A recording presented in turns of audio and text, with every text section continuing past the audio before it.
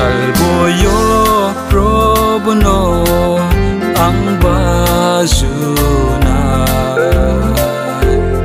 ay nirang matong sungha Jesu Kosto may tong po ang leba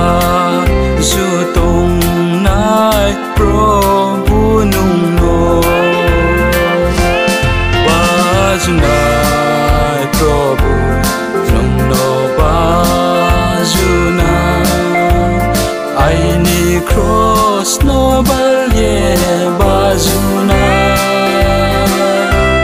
glay tong po so sa di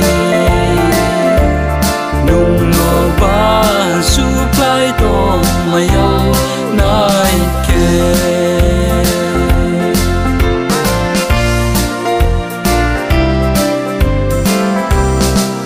Kanok tar ke pai di o probu ai ni pam so to roba bazum chumo kari pai di zonom nu no bazum ayau nai ke Bazunai probu nung no bazuna ay ni cross no balye bazuna glay tong po so sa di nung no bazuplay tong mayaw nai ke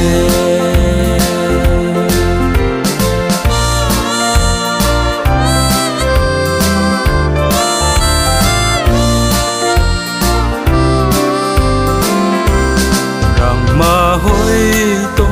nai zo to bazudi Di ko nai ha probuno Kak chang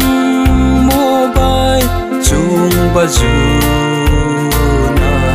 Ham ya do sa chin ting so hai tong po Bazunai probu nung no bazuna ay ni cross no balye bazuna glay tong po so sa di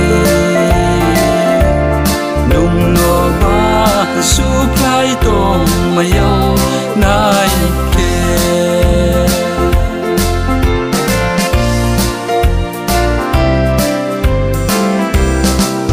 Rang ma probono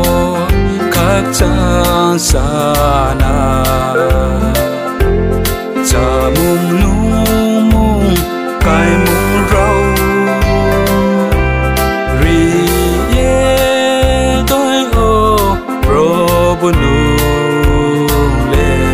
nung no chu mari zo to ya pai o